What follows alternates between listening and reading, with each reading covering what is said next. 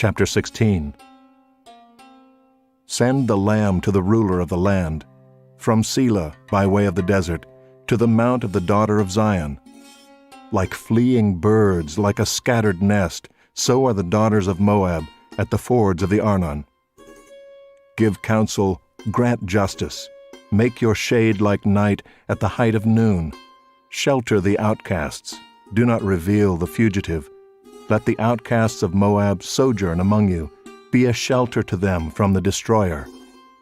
When the oppressor is no more and destruction has ceased, and he who tramples underfoot has vanished from the land, then a throne will be established in steadfast love, and on it will sit in faithfulness in the tent of David, one who judges and seeks justice, and is swift to do righteousness. We have heard of the pride of Moab, how proud he is. Of his arrogance, his pride, and his insolence, in his idle boasting he is not right.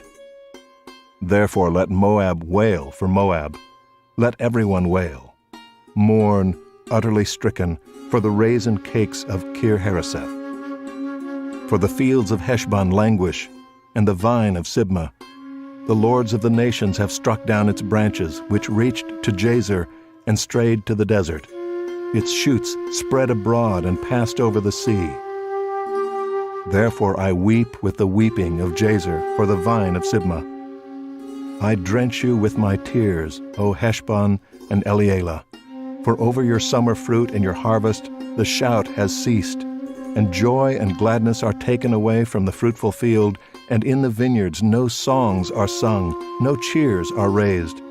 No treader treads out wine in the presses. I have put an end to the shouting. Therefore my inner parts moan like a lyre for Moab, and my inmost self for Kir-Hareseth. And when Moab presents himself, when he wearies himself on the high place, when he comes to his sanctuary to pray, he will not prevail. This is the word that the Lord spoke concerning Moab in the past. But now the Lord has spoken, saying, in 3 years, like the years of a hired worker, the glory of Moab will be brought into contempt in spite of all his great multitude, and those who remain will be very few and feeble.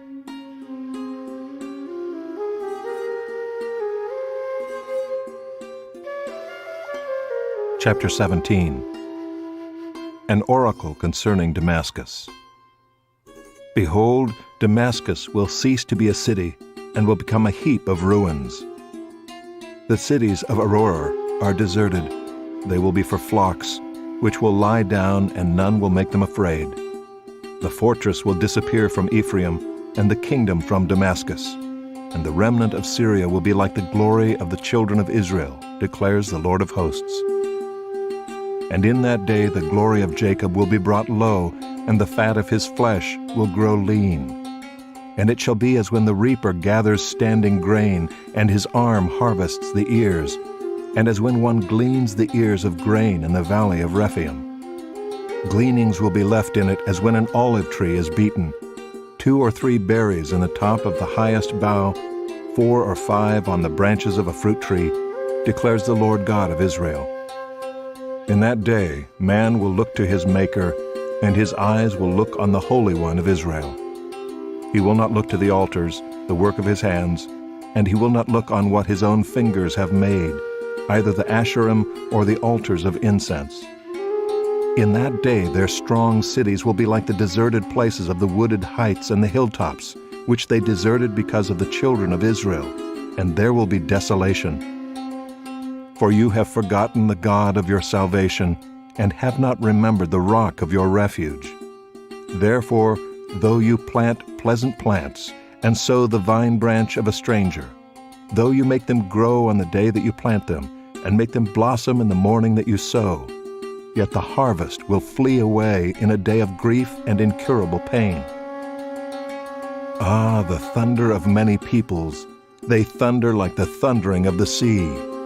Ah, the roar of nations, they roar like the roaring of mighty waters. The nations roar like the roaring of many waters, but he will rebuke them, and they will flee far away. Chased like chaff on the mountains before the wind, and whirling dust before the storm. At evening time, behold, terror. Before morning they are no more. This is the portion of those who loot us, and the lot of those who plunder us.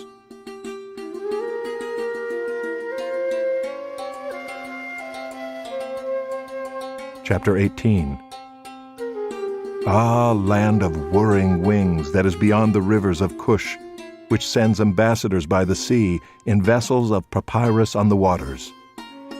Go, you swift messengers, to a nation tall and smooth, to a people feared near and far, a nation mighty and conquering, whose land the rivers divide. All you inhabitants of the world, you who dwell on the earth, when a signal is raised on the mountains, look. When a trumpet is blown, hear. For thus the Lord said to me, I will quietly look from my dwelling, like clear heat in sunshine, like a cloud of dew in the heat of harvest. For before the harvest, when the blossom is over, and the flower becomes a ripening grape, he cuts off the shoots with pruning hooks, and the spreading branches he lops off and clears away. They shall all of them be left to the birds of prey of the mountains and to the beasts of the earth. And the birds of prey will summer on them, and all the beasts of the earth will winter on them. At that time tribute will be brought to the Lord of hosts, from a people tall and smooth, from a people feared near and far, a nation mighty and conquering, whose land the rivers divide, to Mount Zion, the place of the name of the Lord of hosts.